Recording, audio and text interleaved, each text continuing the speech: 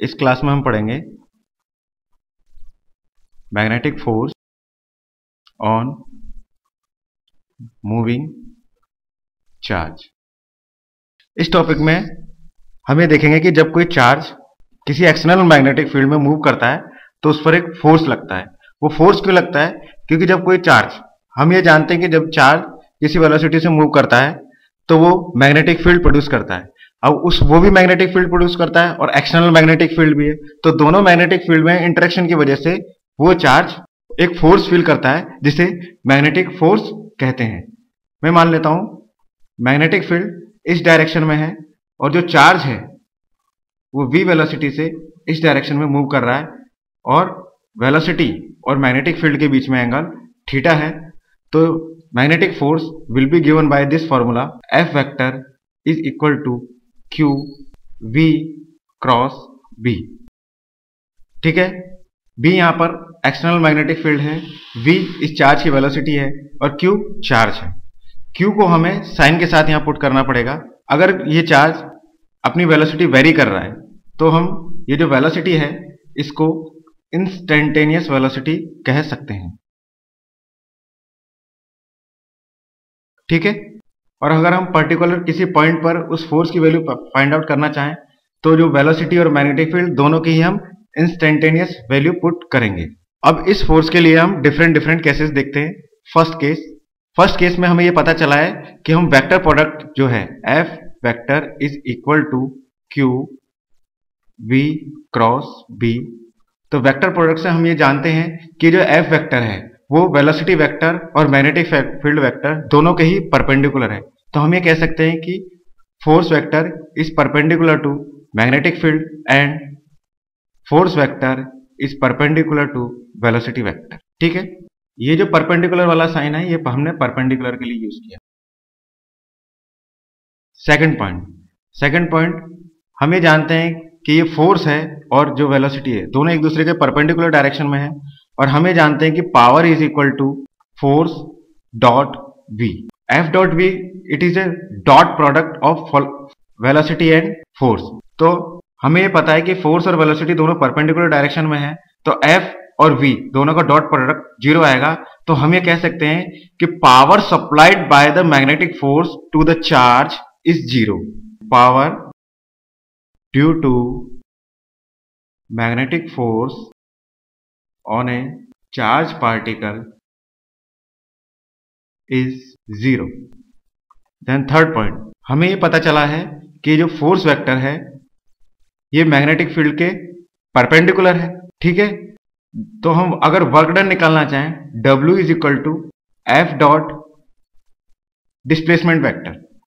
ठीक है, तो हमें ये पता है कि ये जो फोर्स है वो वेलोसिटी के भी परपेंडिकुलर डायरेक्शन में, अब वेलोसिटी के परपेंडिकुलर डायरेक्शन में है तो ऑब्वियसली डिस्प्लेसमेंट के भी परपेंडिकुलर डायरेक्शन में होगा। ठीक है, तो डिस्प्लेसमेंट के परपेंडिकुलर डायरेक्शन में होगा तो W is equal to F dot S की वैल्यू 0 होगी।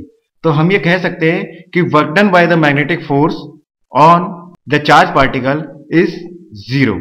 ठीक है, at every point of the motion. तो हमें कह सकते हैं कि work done by magnetic force is 0 at every point of motion। हमें जानते हैं कि ये जो फोर्स है ये वेलोसिटी के परपेंडिकुलर डायरेक्शन में है, तो हमें कह सकते हैं कि जो मैग्नेटिक फोर्स है ये न ही स्पीड को डिक्रीज कर सकता है न ही स्पीड को इंक्रीज कर सकता है। तो हमें कह सकते हैं the magnetic force can not increase और डिक्रीज द स्पीड। अगर हम स्पीड के साथ साथ काइनेटिक एनर्जी भी कह सकते हैं कि काइनेटिक एनर्जी को भी न इंक्रीज कर सकता है न डिक्रीज कर सकता ऑफ ए चार्ज पार्ट।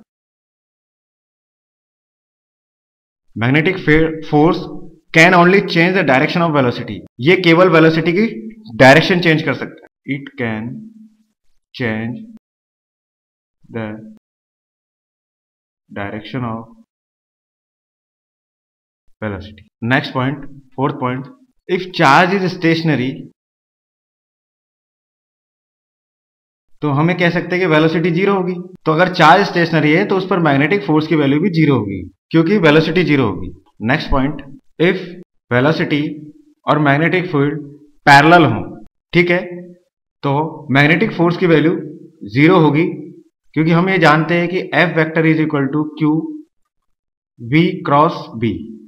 अगर हम इस फॉर्मूले को ओपन करें तो F vector is equal to q v b sine theta n cap.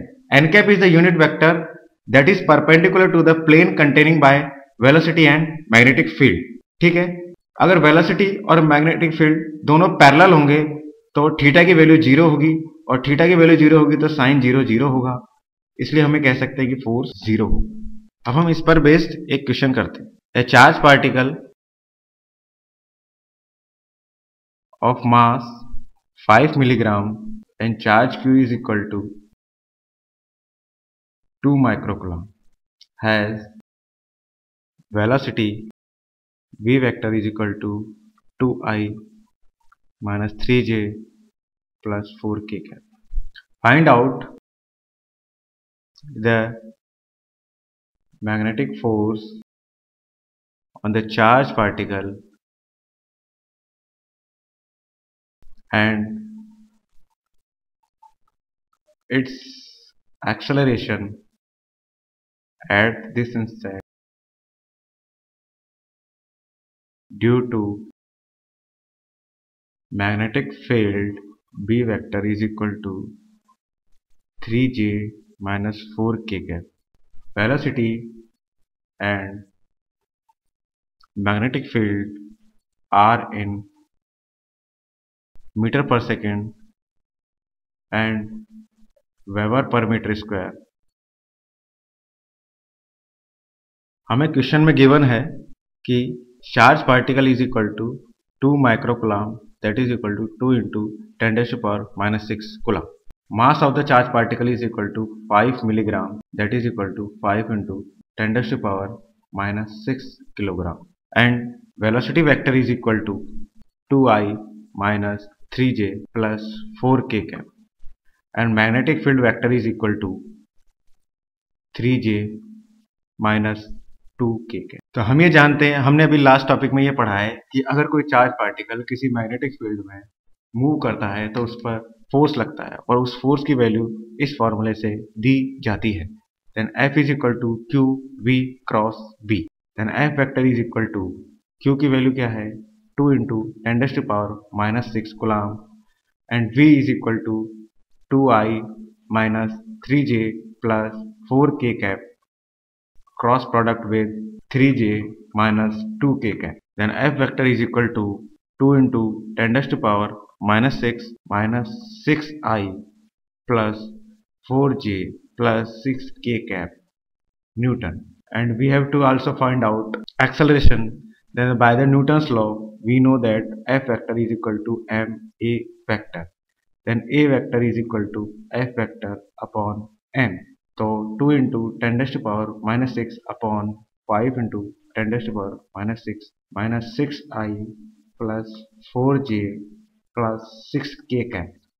Then acceleration will come out.